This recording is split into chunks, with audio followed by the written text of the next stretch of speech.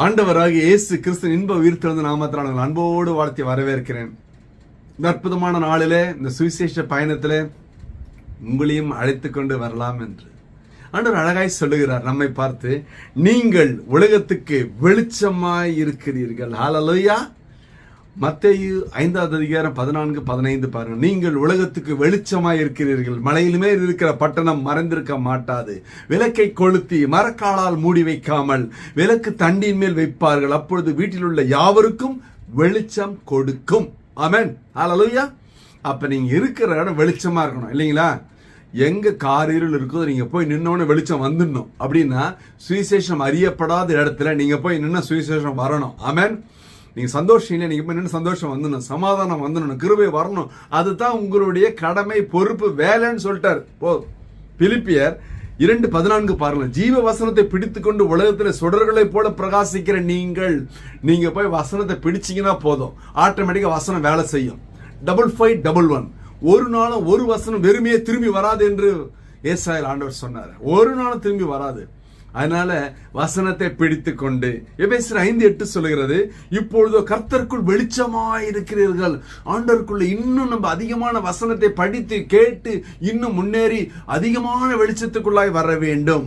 லூக்கா 11:35 சொல்லுகிறது, உன்னிலுள்ள வெளிச்சம் இருளாகாதபடிக்கு எச்சரிக்கையாயிரு. 4 வசனம் தெரிஞ்சது, 4 தீர்க்க வசனம் சொல்லியாச்சுன்னு அவ்வளவுதான். யாரையும் மதிக்கிறது கிடையாது இல்லையா? எல்லாரும் கண்ணாபுண்ணான்னு பேச வேண்டியது, தப்பா பேச வேண்டியது, பொய்யா சொல்ல வேண்டியது இல்லைங்களா? ஆண்டவர் சொல்றார், வேண்டாம், உன்னோட வெளிச்சம் இருளாகாதபடிக்கு எச்சரிக்கையாயிரு. போதுமா? ஏன்னா வசனம் சொல்லுங்க, நான் சொல்லலைங்க. யோவான் 5:35 அவன் இருந்து பிரகாசிக்க விளக்காயிருந்தான். நம்ம அதற்காக தான் அழைக்கப்பட்டிருக்கிறோம். மற்றவங்க வாழ்க்கையில எல்லாம் சொல்லுவாங்க, நீங்க வந்த விளக்கேத்தி வைங்க சார். சொல்றாங்களா? சொல்றாங்கல்ல. எத்தனை வீட்டுல போய் விளக்க ஏத்தி வச்சுக்கிறோம், விளக்க அணைக்கி வச்சுக்கிறோம். சொல்லுங்க, நீங்க சொல்லுங்க. உங்களை நீங்க அலசி ஆராய்ந்து பாருங்க. யோவான் 8:12 சொல்லு, இயேசு ஜனங்களை நோக்கி, நான் உலகத்திற்கு ஒளியா இருக்கிறேன், என்னை பின்பற்றுகிறவன் இருளிலே நடவாமல் ஜீவ ஒளியை அடைந்திருப்பான் என்றார். ஹல்லேலூயா. எதற்கு ஆண்டவர் நம்மளை வெளிச்சமா வச்சிருக்கிறார் தெரியுங்களா? ரீசன் என்ன? ஏசாயா 60:3 சொல்லுகிறது, உன் வெளிச்சத்திற்கு ஜாதிகளும் உதிக்கிறவன் ஒளியிடத்துக்கு ராஜாக்களும் நடந்து வருவார்கள். ஹல்லேலூயா. ஹல்லேலூயா. பெரிய பெரிய தலைவர்கள், பெரிய பெரிய அரசியல்வாதிகள், ராஜாக்கள் உன்னுடைய வெளிச்சத்தின் இடத்துக்கு நடந்து வருவார்கள். அதான் ரகசியம். எப்பவுமே தெரிஞ்சுங்களேன். நீங்க சின்ன ஆளா இருக்கலாம், ஒன்னு அறியப்படாத நபரா இருக்கலாம், விவரம் வெளியில தெரியாத நபரா இருக்கலாம், ஆனா அவர்கள் தேடி வருவார்கள். ஒரு வசனம் சொல்லட்டா? சங்கீதம் 34:5 சொல்கிறது, அவர்கள் அவரை நோக்கி பார்த்து பிரகாசம் அடைந்தார்கள், அவர்கள் முகங்கள் வெட்கப்படவில்லை. ஹல்லேலூயா. ஹல்லேலூயா.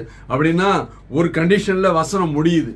வெளிப்படுத்தின விசேஷம் 2:5 சொல்லுகிறது, நீ மனம் திரும்பாத பட்சத்திலே உன் விளக்கு தண்டை அதென்று நீக்கி விடுவேன்.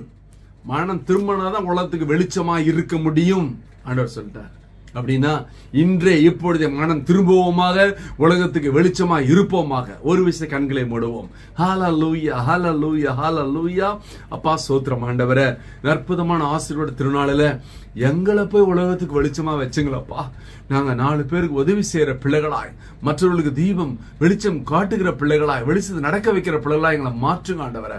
குறைகள் குற்றம்லாம் மன்னிங்க ஆண்டவர். தேவைகளை சந்திங்க. இயேசு கிறிஸ்துவின் இன்ப உயிர்த்தெழுந்த நாமத்தினாலே தேவனங்களை நடத்தும்படியாய் ஒப்பு கொடுத்து ஜெபத்து ஜெயம் எடுக்கிறோம். ஜீவனுள்ள நல்ல பிதாவே. ஆமேன். ஆமேன். கர்த்தர் உங்களை ஆசீர்வதிப்பாராக. Praise the Lord.